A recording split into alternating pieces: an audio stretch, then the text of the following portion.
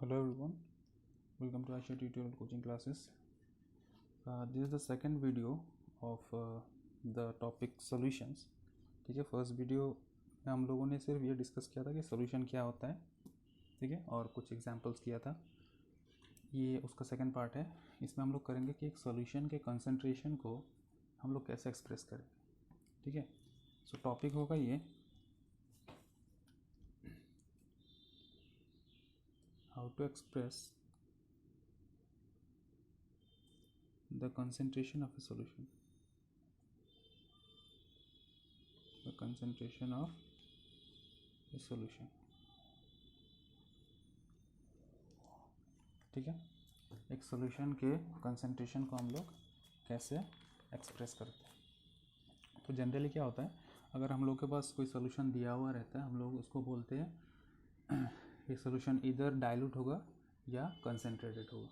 ठीक है ना, सॉल्यूशन को हम लोग इधर डाइल्यूट बोलेंगे या कंसंट्रेशन बोलेंगे. ठीक है, जनरली ऐसे बोलते हैं. डाइल्यूट में क्या रहता है, जो सॉल्यूट का जो अमाउंट रहता है, ठीक है, that is relatively very less.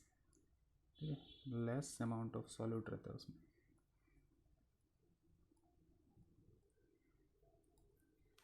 ठीक है, और कंसंट्रेटेड जो रहता है उसमें very high amount of solute रहता है. ठीक है, तो एक सोल्यूशन को हम लोग ऐसे ही बोलेंगे कि डाइल्यूट है या कंसंट्रेटेड है. फॉर एग्जांपल, अगर हम लोग एक सोल्यूशन लें जिसमें हम लोग 100 ग्राम ऑफ वाटर लें and 5 gram of sodium chloride लें, तो इस सोल्यूशन को हम लोग बेसिकली क्या बोलेंगे, डाइल्यूट है. बिकॉज इसमें जो सॉल्यूट है NaCl, इसका क्वांटिटी सॉल्वेंट से बहुत कम है. ठीक है, तो ये जब सोल्यूशन बनेगा इसको हम लोग डाइल्यूट सोल्यूशन बोलेंगे. सेम कंपोनेंट्स लेके अगर हम लोग और एक सोल्यूशन बनाएं जिसमें 100 ग्राम ऑफ वाटर हो और 96 ग्राम ऑफ NaCl हो, ठीक है, इसमें सॉल्यूट का जो कंसंट्रेशन है, ये अमाउंट है, ये सॉल्वेंट के रिलेटिवली मतलब काफ़ी हाई है इसके कंपैरिजन में, ये डाइल्यूट सॉल्यूशन के कंपैरिजन में. तो सॉल्यूशन बहुत स्ट्रॉन्ग बनेगा, है ना. So this solution will be called as the concentrated solution. ये हम लोग को पता है. ठीक है, सॉल्यूशन को इधर डाइल्यूट बोलेंगे या कंसंट्रेटेड बोलेंगे depending upon the quantity of solute in the solution. अगर सॉल्यूट का क्वांटिटी काफ़ी कम हुआ तो डाइल्यूट होगा, और उसका क्वांटिटी अगर काफ़ी ज़्यादा हुआ तो कंसंट्रेटेड होगा. ठीक है, बट इस चैप्टर में हम लोग एक सॉल्यूशन के कंसंट्रेशन को और कई तरीके से हम लोग उसको एक्सप्रेस करना सीखेंगे. ठीक है, उनमें 6-7 वेज हैं to express the concentration of a solution. So वो सब हम लोग अभी डिस्कस करेंगे. ठीक है, फॉर एग्जांपल जो नंबर 1 है वो है आपका mass percentage. Mass percentage, this is one of the way to express the concentration of a solution. Mass percentage को हम लोग W/W से डिनोट करते हैं. W बेसिकली वेट समझा रहा है, इसको मास लेंगे हम लोग. ठीक है, this is mass by mass. ठीक है, W मतलब मास होगा, ये वेट और मास में डिफरेंस नहीं इसमें. सो मास परसेंटेज को हम लोग डिनोट करेंगे W/W. ठीक है, मास परसेंटेज क्या होता है,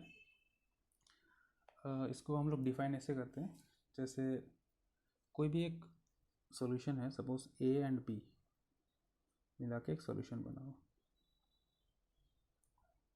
ठीक है, इसमें मास परसेंटेज इसीलिए बोला गया है क्योंकि हम लोग जो क्वांटिटी लेंगे इस कंपोनेंट का, उसको हम लोग ग्राम्स में लेंगे.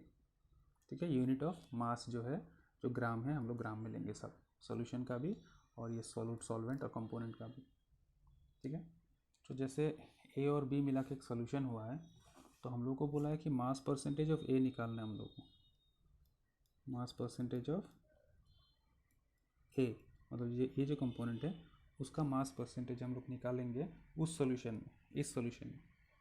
इस सॉल्यूशन में A का मास परसेंटेज कितना है वो हम लोग कैसे निकालेंगे, मास ऑफ A ग्राम्स में लेंगे हम लोग. ठीक है, mass of A in the solution के अंदर A का जितना मास है वो value divided by the total mass of the solution. Total mass of solution, ये परसेंटेज है तो उसको हम लोग इंटू 100% करेंगे।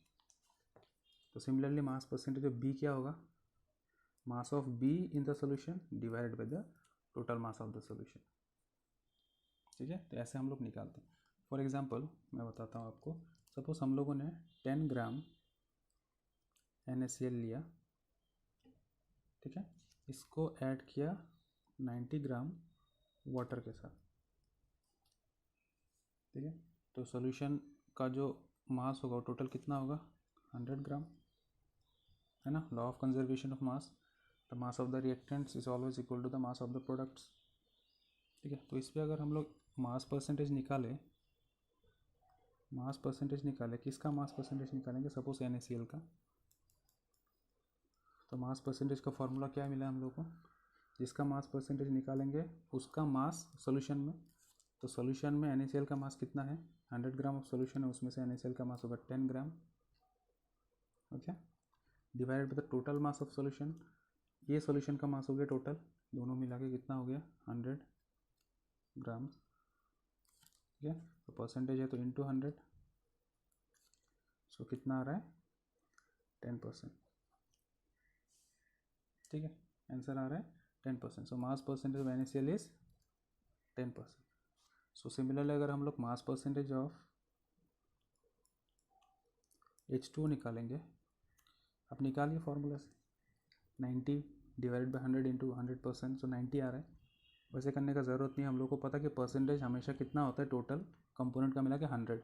सो अगर यहाँ पे दो कंपोनेंट है NaCl और वाटर, एक कंपोनेंट का अगर 110 आ रहा है तो दूसरे का कितना आएगा 100 माइनस 10, दैट इज़ 90%। अगर हम लोग कैलकुलेट करके निकालेंगे फिर भी 90% ही आएगा। तो जो हम लोगों ने सोल्यूशन लिया था अभी, कितना लिया था, 10 ग्राम NaCl प्लस 90 ग्राम वाटर, ये दो मिला के हम लोग का 100 ग्राम ऑफ सॉल्यूशन हुआ, है ना। तो इसमें NaCl का मास परसेंटेज कितना आया 10, वाटर का मास परसेंटेज कितना आया 90, है ना। तो इस सॉल्यूशन को हम लोग कैसे, मतलब इन वर्ड्स कैसे बोलेंगे, ठीक है ना। तो इस सॉल्यूशन को इन वर्ड्स ऐसे बोलेंगे, नंबर 1 तरीका ये है बोलने का कि द परसेंटेज ऑफ NaCl, ठीक है, बाई मास, मतलब W/W बाई मास, मतलब मास percentage of NaCl is 10%। Similarly the percentage of water W/W is 90% होगा, ठीक है, ये एक तरीका है बोलने का। सेकेंड तरीका क्या है, हम लोग बोल सकते हैं कि 10% NaCl solution in water by mass। ये जो सोल्यूशन है, ये सोल्यूशन को हम लोग ऐसे बोल सकते हैं कि the percentage of NaCl W/W means by mass, ये बाई मास समझाते हैं। मास मतलब हम लोग ग्राम्स में लेंगे, उसका जो यूनिट्स है वो ग्राम्स में लेंगे। तो the percentage of NaCl by mass is 10%, ऐसे बोल सकते हैं इस सोल्यूशन के बारे में। और ये भी बोल सकते हैं कि this is a solution in which 10% of NaCl is present in water by mass. 10% NaCl solution in water by मास, मतलब ये सोल्यूशन के बारे में ऐसे लिख सकते हैं हम, ठीक है। इन वाटर क्यों बोला है, क्योंकि जो सॉल्वेंट है हम लोगों का वो वाटर लिया हम लोगों ने, ठीक है। इसको और एक तरीके से बोला जा सकता है, कैसे, 10% इसको बोलते हैं 10 gram of NaCl, 10 gram of NaCl in 100 gram of solution, 100 gram of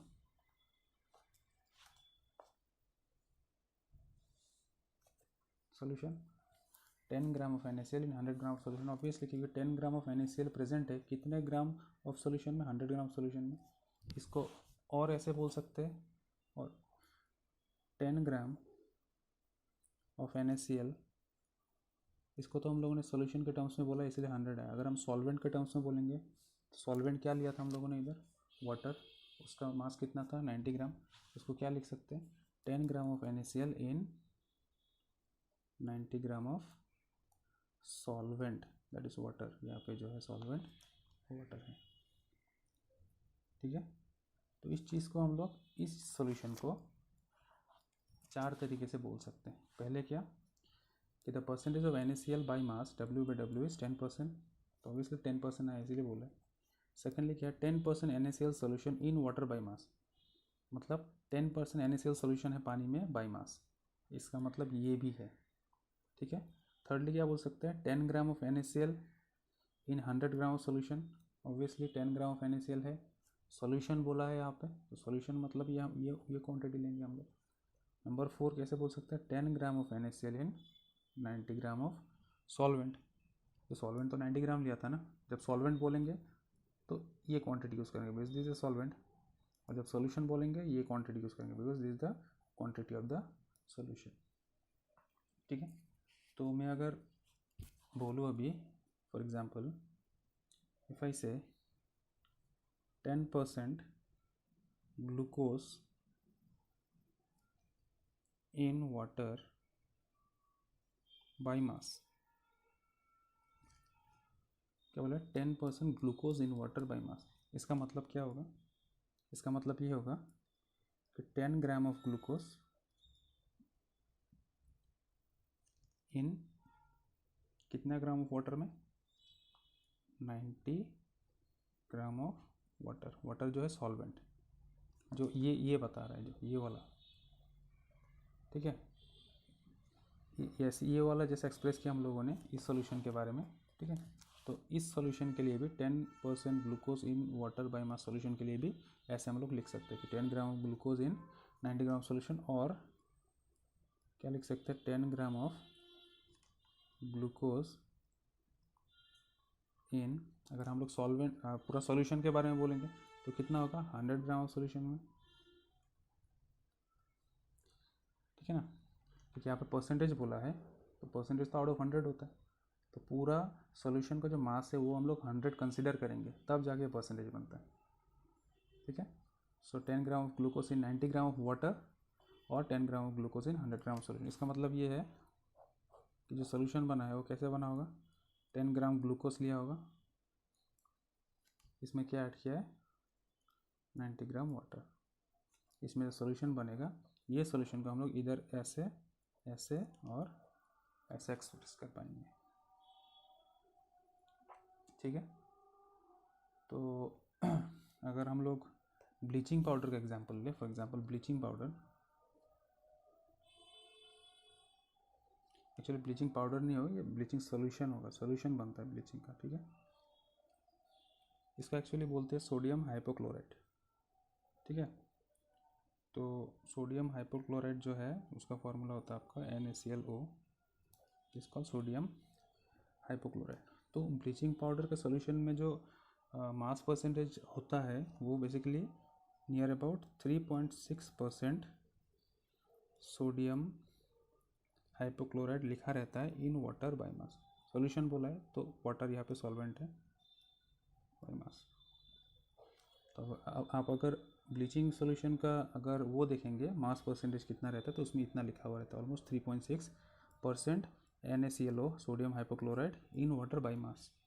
इसका मतलब क्या है, इसका मतलब ये है कि 3.6 ग्राम सोडियम हाइपोक्लोराइड प्रेजेंट है कितने ग्राम ऑफ वाटर में, 3.6 को छोड़ के 100 में से जितना बचेगा उतना ग्राम ऑफ वाटर में, तो कितना रहेगा इन 96.4 ग्राम ऑफ वाटर।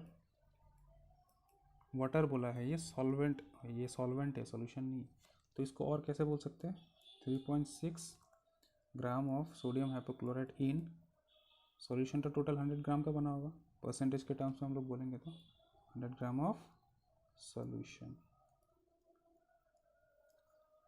जब सॉल्वेंट का बात करेंगे हम लोग वाटर, जो सॉल्वेंट का बात करेंगे उसका क्वांटिटी वो लेंगे जो आपका सिर्फ सॉल्वेंट का जो क्वांटिटी है, ठीक है। जब सॉल्यूशन बोलेंगे सो टोटल सॉल्यूट और सॉल्वेंट मिला के जो क्वांटिटी होता है वो वाला वैल्यू लेंगे when will talk about solution. So next हो गया आपका वॉल्यूम परसेंटेज, ठीक है। फर्स्ट वाला था आपका मास परसेंटेज, ये हो गया volume percentage. Number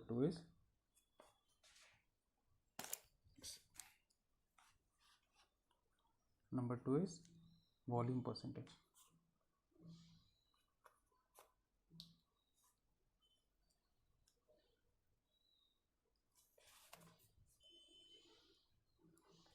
volume percentage, इसको हम लोग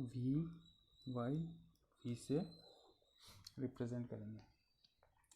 इसमें क्या है, सेम मास परसेंटेज जैसा है, बट जो क्वांटिटी हम लोग लेंगे सॉल्यूट का या सॉल्वेंट का या सोल्यूशन का, वो किस में लेंगे हम लोग, ml में लेंगे, मिलीलीटर में लेंगे. ठीक है, वॉल्यूम जो है, ठीक है ना, उसका यूनिट मिलीलीटर होता है. तो इसमें हम लोग क्या करेंगे, जो क्वांटिटी है ऑफ सॉल्यूट या सॉल्वेंट या सोल्यूशन, उसको हम लोग क्या करेंगे, मिलीलीटर में लेंगे. For example suppose A + B makes a solution, suppose A + B makes a solution. Suppose 40 millilitre of A है एंड 60 मिलीलीटर ऑफ B है. सॉल्यूशन बन गया 100 मिलीलीटर का. ठीक है, तो वॉल्यूम परसेंटेज कैसे निकालेंगे, वॉल्यूम परसेंटेज ऑफ A अगर निकालें तो मास परसेंटेज में क्या लेते थे, मास of the component A in the solution. तो इसमें क्या लेंगे, volume of the component A, volume of component A in solution divided by, उसमें क्या किया था हम लोगों ने, मास ऑफ द सॉल्यूशन. इसमें करेंगे वॉल्यूम ऑफ द सॉल्यूशन. ठीक है, कुछ नहीं इसमें, बस जब क्वेश्चन में आपका ml दिया हुआ रहेगा क्वांटिटी एज ए क्वांटिटी, तो उसको हम लोग वॉल्यूम परसेंटेज में निकालेंगे. अगर ग्राम दिया हुआ रहा तो मास परसेंटेज में. सो यहाँ पे परसेंटेज में निकालेंगे, सो इंटू 100%. सो अगर A का निकाले यहाँ पे कितना आएगा volume percentage, volume of A in solution, यहाँ जो 100 ml है सोल्यूशन, इसमें A का वॉल्यूम कितना है 40 ml. तो 40 डिवाइडेड बाई वॉल्यूम तो सोल्यूशन है 100 इंटू 100%. सो कितना आ रहा है 40%. ठीक है, तो इसको हम लोग क्या बोल सकते हैं कि 40% जो है by volume, 40% of component A in the solution by volume. ठीक है, इसको बोल सकते हैं 40%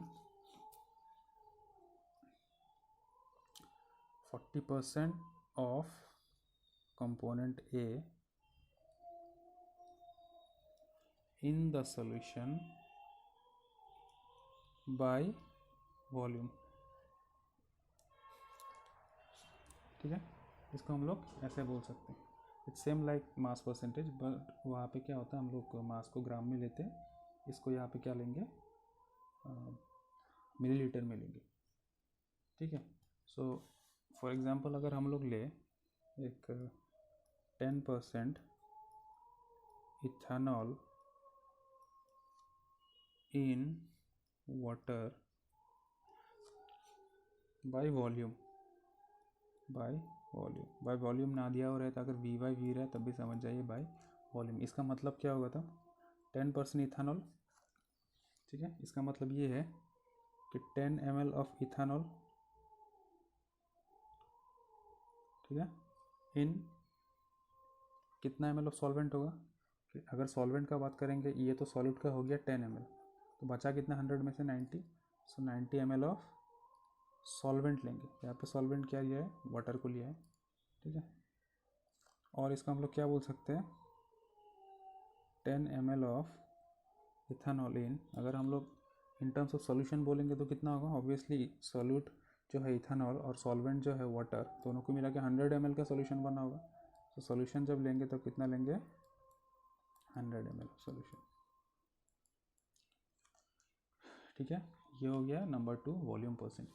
नंबर 3 है मास बाय वॉल्यूम. अब दोनों का मिक्सचर हो गया, मास बाय वॉल्यूम परसेंटेज. ये सब क्या करते हैं, ये सबसे हम लोग क्या करें एक्चुअली, ये सबसे क्या करते हैं हम लोग, एक सॉल्यूशन का जो कंसेंट्रेशन है उसको निकालते हैं, है ना. सॉल्यूशन के कंसेंट्रेशन को एक्सप्रेस करते हैं बाय मास बाय वॉल्यूम या मास बाय वॉल्यूम. ठीक है, सो ये मास और वॉल्यूम है, सो W फॉर मास और V फॉर वॉल्यूम. इसमें कुछ नहीं है, simple A + B makes a solution, यहाँ पे मास बोला है, नीचे वॉल्यूम बोला है, ठीक है। तो इसमें अगर हम लोग mass by volume percentage of A निकालेंगे, अगर ए का अगर मास बाय वॉल्यूम परसेंट निकालेंगे तो क्या करेंगे, ऊपर मास लिखा है तो हम लोग न्यूमरेटर में क्या करेंगे, मास ऑफ ए लिखेंगे इन द सॉल्यूशन। नीचे क्या है ये वॉल्यूम, तो डिनोमिनेटर में क्या लिखेंगे, वॉल्यूम। डिनोमिनेटर में किस चीज़ का वॉल्यूम आता है, सॉल्यूशन का। बस परसेंटेज है तो इंटू 100 कर दो, हो गया, है ना। तो जो जिस चीज़ का हम लोग मास बाय वॉल्यूम परसेंटेज निकालेंगे, उस चीज़ का जो उसका जो क्वांटिटी है वो हम लोग मास में एक्सप्रेस करेंगे, और जो सॉल्यूशन रहेगा फाइनल, उसका जो क्वांटिटी है उसको हम लोग क्या करेंगे, वॉल्यूम में एक्सप्रेस करेंगे। करने के बाद जो वैल्यू आएगा, ठीक है, वो वैल्यू उस कंपोनेंट का मास बाय वॉल्यूम परसेंटेज होगा, ठीक है। ये हो गया आपका नंबर 3। तो नंबर 4 जो है वो है आपका पार्ट्स पर मिलियन, पार्ट्स पर मिलियन। इसको हम लोग ppm से डिनोट करते हैं। ये कौन सा तरीका है कंसंट्रेशन निकालने का, ये हम लोग तभी यूज़ करते हैं जब जो सॉल्यूट का जो क्वांटिटी है ना, सॉल्यूट का जो क्वांटिटी है सॉल्वेंट में, वो क्या होता है, वेरी वेरी लेस, बहुत कम रहता है, ठीक है। इसको ट्रेस क्वांटिटी बोलते हैं हम लोग, ट्रेस क्वांटिटी। ट्रेस मतलब बहुत कम, ट्रेस क्वांटिटी में जब सॉल्यूट रहता है सॉल्वेंट में, तो ऐसे टाइप के सॉल्यूशन को हम लोग पार्ट्स पर मिलियन से एक्सप्रेस करते हैं उसका कंसंट्रेशन, ठीक है। इसका फॉर्मूला जो होता है एग्जांपल के साथ मैं आपको बताऊंगा। ppm का जो फॉर्मूला है ये है number of parts of the component. कौन सा कंपोनेंट, वो सॉल्यूट जो है उसका बात हो रहा है यहाँ पे। Number of part of the component मतलब वो सॉल्यूट का number of parts divided by total number of parts of all component in solution. Solute और सॉल्वेंट मिला के जो सब नंबर ऑफ पार्ट्स है, मतलब जितने पार्टिकल्स प्रेजेंट हैं, या as a quantity, as in quantity में हम लोग जब लेंगे तो उसका वैल्यू इंटू 10⁶। देखिए मिलियन है इसलिए 10⁶ से हम लोग इंटू करेंगे, ठीक है। तो ये बेसिकली एग्जांपल लेने से समझ में आएगा। जैसे मैं आपको एक क्वेश्चन बता रहा हूँ यहाँ पे, 1000 gram of sea water, 1000 gram of sea water जो है that contains suppose 0.005 gram of dissolve oxygen,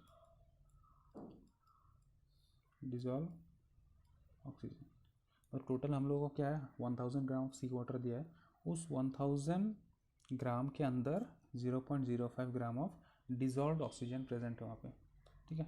तो बोला है calculate the concentration of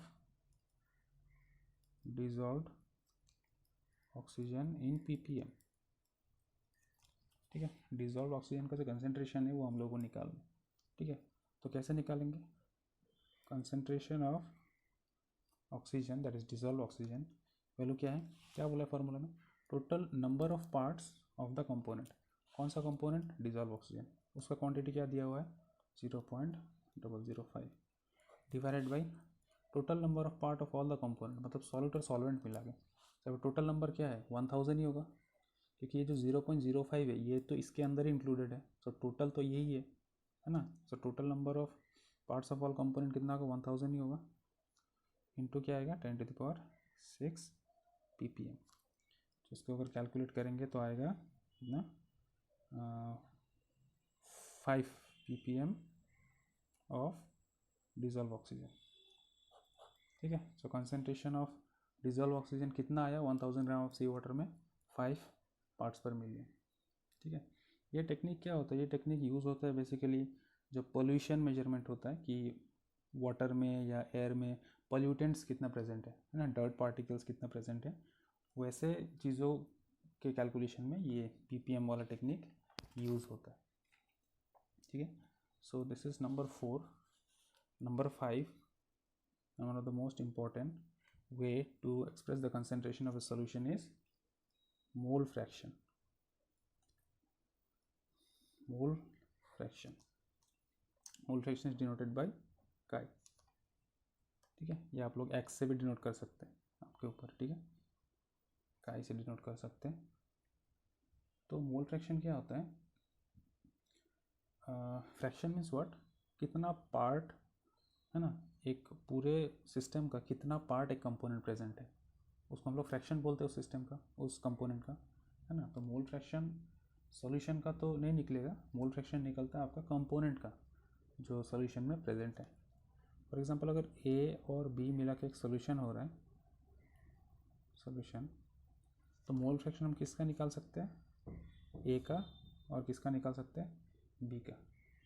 mole fraction is a simple formula. जैसे मोल फ्रैक्शन ऑफ ए अगर निकालेंगे हम लोग, मोल फ्रैक्शन ऑफ ए अगर निकालना चाहते हैं, फॉर एग्जांपल काई ए से डिनोट करेंगे, तो क्या होता है? इसका फॉर्मूला है नंबर ऑफ मोल्स ऑफ ए। ठीक है, number of moles of A divided by total number of moles of all the components, all the components। तो all the components मतलब क्या क्या कंपोनेंट है यहाँ पे? ए और बी है ना। तो number of moles of A, suppose हम लोग डिनोट करते हैं एन ए से, number of moles of A divided by total number of moles of all component, मतलब ए का और बी का जो नंबर ऑफ मोल्स है उसका टोटल। तो number of moles of A plus number of moles of B, तो ये हो गया आपका क्या? मोल फ्रैक्शन ऑफ ए निकल आएगा। ठीक है, अभी नंबर ऑफ मोल्स हम लोग को पता कैसे निकालते हैं हम लोग, अगर ए कंपोनेंट है ना, तो ए का नंबर ऑफ मोल कैसे निकालते हैं? मास of A divided by atomic mass और मॉलिक्यूलर मास ऑफ ए। अगर एटम है तो एटॉमिक मास, अगर मॉलिक्यूल है तो मॉलिक्यूलर मास, एटॉमिक मास और molecular mass of A. Similarly B के लिए जो नंबर ऑफ मोल निकालेंगे, क्या निकालेंगे? Mass of B divided by atomic और molecular mass of B. Mass तो दिया हुआ रहेगा उसका क्वेश्चन में, और एटॉमिक मास आपको पता रहेगा वहाँ पे, या तो क्वेश्चन में मेंशन किया हुआ रहेगा। ठीक है, ये हो गया मोल फ्रैक्शन। तो एन का मोल फ्रैक्शन अगर ऐसे निकाला, ए कंपोनेंट का अगर मोल फ्रैक्शन वैसे निकला, तो बी कंपोनेंट का मोल फ्रैक्शन कैसे निकलेगा? Chi B equals to number of moles of B divided by total number of moles of all the component. All the component मतलब क्या बोला है यहाँ पे? क्या क्या है कंपोनेंट? ए और B. So number of mole of B अगर हम लोग एन बी से डिनोट करेंगे, total number of mole of all the component, last time जैसा कंपोनेंट है ए और बी। ठीक है, तो total number of mole of component क्या क्या होगा? N A plus n B, that is the number of moles of A plus number of moles of B. ऐसे हम लोग निकालेंगे क्या? ये हो गया मोल फ्रैक्शन ऑफ बी। सो ऐसे हम लोग कंपोनेंट का मोल फ्रैक्शन निकालते हैं। ठीक है, और एक बात ये है कि जितने सारे कंपोनेंट हैं, सब कंपोनेंट का अगर मोल फ्रैक्शन को ऐड किया जाए तो उसका वैल्यू हमेशा 1 आएगा। सपोज इस एग्जांपल पे हम लोगों ने ए और बी लिया, लेके एक सोल्यूशन बनाया, तो अगर chi A is the mole fraction of A and chi B is the mole fraction of B, तो इसका सम करेंगे, that will always be equal to 1। अगर हम लोग सेम सोल्यूशन को A plus B plus C बनाते, जैसे A plus B plus C हो एक सोल्यूशन बन रहा है, तो वहाँ पे क्या होता है? Mole fraction of A plus mole fraction of B plus mole fraction of C equals to 1। सब कुछ मिला के कितना आएगा?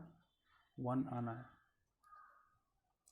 तो क्या है इसमें, अगर आपको एक कंपोनेंट का मोल फ्रैक्शन पता हो तो दूसरा निकालने का ज़रूरत नहीं है, 1 से माइनस करने से उतना आ जाएगा, है ना। समझ लो अगर मोल फ्रैक्शन ऑफ ए हो गया आपका 0.6, ठीक है, और इसका तो कोई यूनिट नहीं है मोल फ्रैक्शन का, बिकॉज न्यूमरेटर और डिनोमिनेटर में दोनों में नंबर ऑफ मोल्स कैंसिल हो जाते हैं। So number of moles of B निकालने का ज़रूरत नहीं, सीधा 1 minus number of moles of A करने से, sorry mole fraction of A करने से हो गया। So mole fraction of B is equals to 1 minus mole fraction of A. So अगर ये 0.6 आया हो तो मोल फ्रैक्शन ऑफ बी कितना आएगा, 0.4। ठीक है, ये एक टेक्निक है, मतलब बहुत जल्दी अगर आपको आंसर निकालना हो या एमसीक्यू टाइप क्वेश्चंस में ऐसा होता है।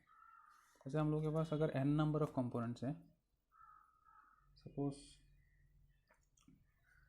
We have component 1 + 2 + 3 + 4 plus up to n, इतना सारा कंपोनेंट मिलकर एक सोल्यूशन बनाओ। ठीक है, उस टाइम को हम लोग क्या लिख सकते हैं कि mole fraction of component 1 plus mole fraction of component 2 plus up to mole fraction component, सब कुछ मिला के कितना आएगा, 1 आएगा।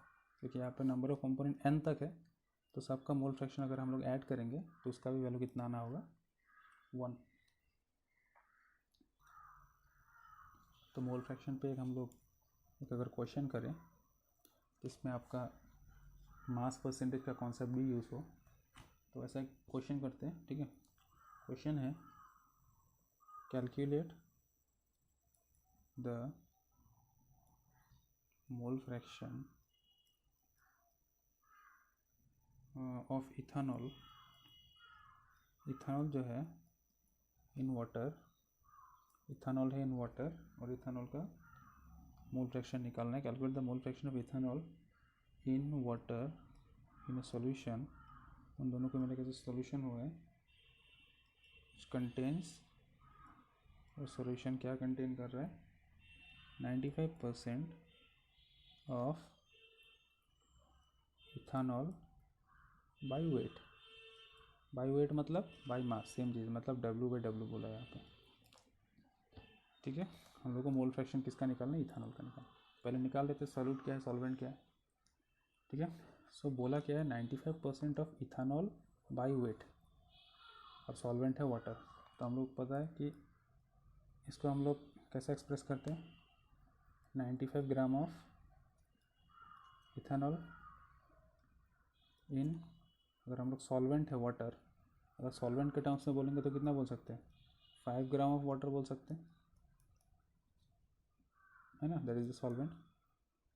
या फिर अगर हम लोग सोल्यूशन के टर्म्स में बोलेंगे तो कितना बोल सकते हैं, 95 gram of ethanol in, percentage है तो 100 होगा, 100 ग्राम ऑफ सोल्यूशन होगा इसमें। लास्ट टाइम हम लोगों ने किया था मास परसेंटेज करते हुए, जब सोल्यूशन आएगा 100 आएगा, सॉल्वेंट जब आएगा तो सॉल्यूट का जो क्वांटिटी है 100 से माइनस करने से बाकी जितना रहता है वो सॉल्वेंट का हो गया।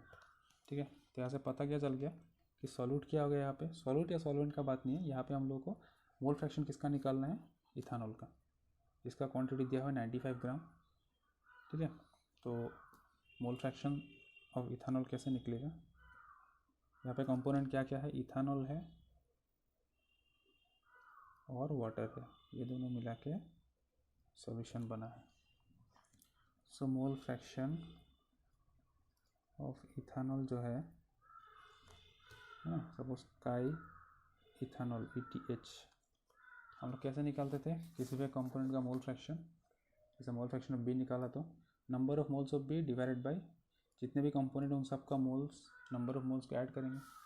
यहाँ पे क्या आएगा फिर, number of moles of ethanol, number of moles of ethanol divided by total number of moles of all component. Component क्या क्या है यहाँ पे, वाटर है और इथेनॉल है ना।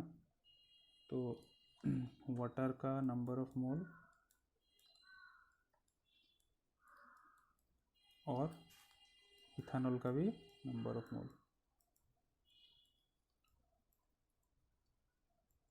तो हो गया टोटल कंपोनेंट। तो वही कंपोनेंट है टोटल, इथेनॉल और वाटर, उन दोनों का नंबर ऑफ मोल्स को ऐड करेंगे और ऊपर क्या रहेगा, जिसका मोल फ्रैक्शन निकालना है उसका नंबर ऑफ मोल। ठीक है, सो नंबर ऑफ मोल्स हम लोग को क्या पता है, मास बाय एटॉमिक मास या मॉलिक्यूलर मास। ठीक है, सो मास कितना होगा, number of mole of ethanol अगर निकालेंगे तो उसके इसके वैल्यू क्या होगा, mass of ethanol divided by atomic mass या मोलर मास, इसको एक्चुअली मोलर मास बोल सकते हैं हम लोग, मोलर मास ऑफ इथेनॉल, ठीक है, divided by number of mole of water divided plus number of mole of ethanol. So number of mole of water क्या होगा, mass of water divided by molar mass of water, जो number of moles का formula है, और यहाँ पे क्या है, number of moles of ethanol, जो ऊपर है वही नीचे होगा, that is mass of ethanol divided by molar mass of ethanol.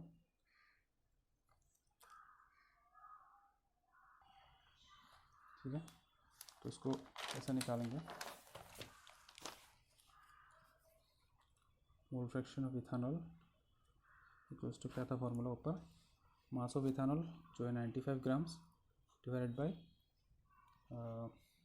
Molar mass of ethanol, है ना। इथेनॉल का मोलर मास कितना होता है, इथेनॉल का मोलर मास होता है आपका 46, अराउंड 46 आई थिंक, सो 46 होगा, ठीक है। तो 46 ये हो गया आपका number of moles of ethanol. नीचे क्या है, number of moles of water, formula में था। सो number of moles of water को कैसे निकालते हैं, mass of water divided by molar mass of water. Mass of water कितना लिया था, 5 ग्राम, सॉल्यूशन में था, सॉल्वेंट का मास 5 gram divided by molar mass of water होता है 18, plus again number of moles of ethanol जो ऊपर है वही वैल्यू है 95/46, ठीक है। इसको कैलकुलेट करके आप लोग number of mole fraction of ethanol निकाल सकते हैं, ठीक है। तो अगर आपको बोला कि मोल फ्रैक्शन ऑफ वाटर भी निकालना है, तो हम लोग को क्या पता है, यहाँ पे कंपोनेंट है वाटर और इथेनॉल, वाटर और इथेनॉल, ये दोनों को मिला के सोल्यूशन बना है। तो कंपोनेंट 2 है, तो इसका जो मोल फ्रैक्शन होगा और इसका जो मोल फ्रैक्शन होगा, दोनों को ऐड करने से 1 आएगा, हम लोग को पता है। तो the sum of the mole fraction of all the components is always equals to 1। So ethanol का जो मोल फ्रैक्शन यहाँ से आएगा, ठीक है, वो वैल्यू को अगर हम लोग 1 से माइनस कर देंगे तो वाटर का मोल फ्रैक्शन आएगा, है ना। सो अगर इथेनॉल का मोल फ्रैक्शन 0.6 आया तो 1 minus 0.6 equals to 0.4 which is the mole fraction of water. तो ऐसे हम लोग किसी भी सॉल्यूशन का मोल फ्रैक्शन निकालते हैं, किसी भी कंपोनेंट का एक सॉल्यूशन में। अगर डायरेक्ट सॉल्यूट या सॉल्यूट कंपोनेंट का अगर मास दिया हुआ रहे तो ठीक है, डायरेक्ट फार्मूला में डालो, और अगर ऐसे दिया हुआ रहे in terms of mass percentage या वॉल्यूम परसेंटेज, तो उसको पहले ऐसे स्प्लिट कर लो कि उस कंपोनेंट का इंडिविजुअल मासेस या वॉल्यूम्स कितना है, उस हिसाब से फार्मूला में पुट कर दो, ठीक है। नंबर 6 जो है एक सॉल्यूशन के कंसंट्रेशन को एक्सप्रेस करने का, number 6 and one of the most important method to express the concentration of a solution is by molarity. We have studied this in class 11 also. Molarity is denoted by capital M, ठीक है। Molarity किस चीज़ का निकालते हैं, solution का निकालते हैं। सो molarity को कैसे डिफाइन किया जाता है, डेफिनेशन है इसका simple, number of moles of solute dissolve in 1 litre of solution, ठीक है। मोलारिटी अगर निकालें हम लोग, number of moles of solute जो है उसका नंबर ऑफ मोल्स ना प्रेजेंट इन कितना 1 लीटर ऑफ सॉल्यूशन, मतलब वॉल्यूम ऑफ द सॉल्यूशन किस में रहेगा, इन टर्म्स ऑफ लीटर, जितना भी दिया हुआ है, ठीक है। ऐसा करने से क्या आएगा, उस सॉल्यूशन का मोलारिटी आ जाएगा, ठीक है। अभी कभी लीटर के जगह पे डेसीमीटर क्यूब दिया हुआ रहता है, सेंटीमीटर क्यूब दिया हुआ रहता है, मीटर क्यूब दिया हुआ रहता है। तो मैं आपको बता दूं कि जो कन्वर्जन है, अगर लीटर में है तो ठीक है, और अगर दूसरे यूनिट्स में दिया हो तो उसको कन्वर्ट करना है हम लोगों को। जैसे 1 लीटर का जो वैल्यू होता है वो डेसीमीटर क्यूब में 1 ही रहता है, 1 litre is equals to 1 decimetre cube, ठीक है, which is equivalent to 1000 centimetre cube. इसका वैल्यू क्या था, 1000 सेंटीमीटर क्यूब भी होता है, ठीक है। इसका वैल्यू अगेन 10⁻³ मीटर क्यूब होता है। ये कन्वर्जन आपको याद रखना है, क्योंकि क्वेश्चन में कभी कभी क्या होता है, जो सॉल्यूशन का जो वॉल्यूम रहता है वो हमेशा लीटर में दिया हुआ नहीं रहता, तो कभी कभी डेसीमीटर, कभी कभी सेंटीमीटर, डेसीमीटर क्यूब, कभी कभी सेंटीमीटर क्यूब एंड कभी कभी मीटर क्यूब, तो उस हिसाब से आपको कन्वर्ट करके लेना है लीटर में, ठीक है। तो वैसे हम लोग मोलारिटी निकालते हैं। जैसे क्वेश्चन करते हैं, जैसे वी हैव a solution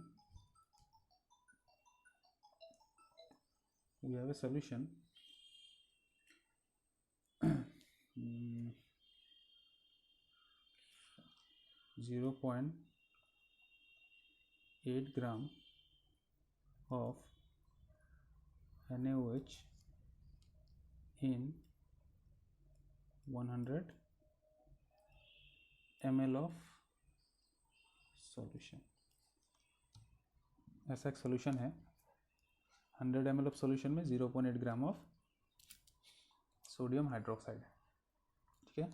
तो इस सोल्यूशन का हम लोगों को क्या निकालना है, मोलारिटी निकालना है, ठीक है। तो इसको कैसे निकालेंगे हम लोग, सो बेसिकली कैसा हुआ, ये मास बाय वॉल्यूम परसेंटेज के टर्म्स में हुआ ये, है ना।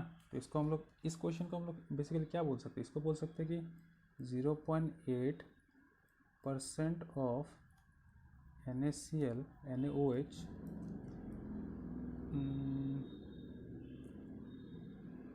NaOH in 100 ml of solution which is expressed in terms of mass by volume, क्योंकि जो सॉल्यूट है ना, उसका जो क्वांटिटी कंसंट्रेशन है वो ग्राम्स में एक्सप्रेस किया है उसका क्वांटिटी, और जो सॉल्यूशन है उसका जो क्वांटिटी है वो मिलीलीटर जो वॉल्यूम के टर्म्स में लिया हुआ है। सो बेसिकली ये मास बाय वॉल्यूम का एक एक्सप्रेशन है जिसको हम लोगों ने इन वर्ड्स अच्छे से फ्रेम करके लिखा है, ठीक है। तो इस क्वेश्चन से हम लोग क्या करेंगे, मोलारिटी निकालेंगे इस सॉल्यूशन का। तो सॉल्यूशन का मोलारिटी कैसे निकलेगा, हम लोग को पता है मोलारिटी ऑफ ए सॉल्यूशन का जो फार्मूला है वो है number of moles of solute, यहाँ पे formula number of moles of solute divided by the volume of solvent solution, volume of solution litre में, ठीक है। तो सॉल्यूट क्या है यहाँ पे, सोडियम हाइड्रोक्साइड है, ठीक है। तो number of moles of solute अगर निकालेंगे that means number of moles of sodium hydroxide निकालना पड़ेगा हम लोगों को, क्योंकि ये सॉल्यूट है इस केस में, divided by volume of the solution in litres, solution का जो वॉल्यूम है वो निकालना है, but that has to be in litres. So number of moles of sodium hydroxide क्या होगा, नंबर ऑफ मोल्स हम लोग को पता है कि mass of sodium hydroxide divided by molar mass of sodium hydroxide, sodium hydroxide, ठीक है, divided by volume of the solution in litres. तो यहाँ पे बोला है 100 ml ऑफ सॉल्यूशन बोला है, ठीक है। सो 100 ml को अगर हम लोग लीटर्स में कन्वर्ट करेंगे तो कितना आएगा, 1000 ml में कितना होता है, 1 लीटर होता है। सो 100 ml में क्या होगा, 0.1 लीटर होगा, है ना। सो इसको अगर हम लोग लीटर में लिखेंगे तो कितना लिखना पड़ेगा, 0.1 लीटर, और ये तो नंबर ऑफ मोल्स है, so this much moles of sodium hydroxide. तो इसका अगर वैल्यू निकालेंगे हम लोग मोलारिटी का तो कितना आएगा, molarity is equals to number of moles of sodium hydroxide, that is the number of moles of solute। तो कितना है number of moles of solute, mass of the solute divided by molar mass of the solute. तो solute का जो मास है वो कितना है, सोडियम हाइड्रोक्साइड का मास यहाँ पर दिया हुआ है 0.8 gram divide by molar mass of solute, ठीक है। सॉल्यूट का जो मोलर मास है सोडियम हाइड्रोक्साइड का, उसका मोलर मास कितना होता है 40, ठीक है, divide by the volume of the solution in litres, कितना है हम लोगों का 0.1, है ना। तो कितना आएगा ये 0.8 डिवाइडेड बाय 40 इंटू 0.1, उसको निकालो कितना आएगा 8/40, दैट इज 1/5, है ना। इसका वैल्यू कितना आएगा 0.2 m। m means molarity. या इसको हम लोग क्या लिख सकते हैं, ऊपर था मोल्स, नीचे था लीटर, सो क्या लिख सकते हैं इसको, मोल पर लीटर। ठीक है, इसको m से भी लिख सकते हैं क्योंकि मोलैरिटी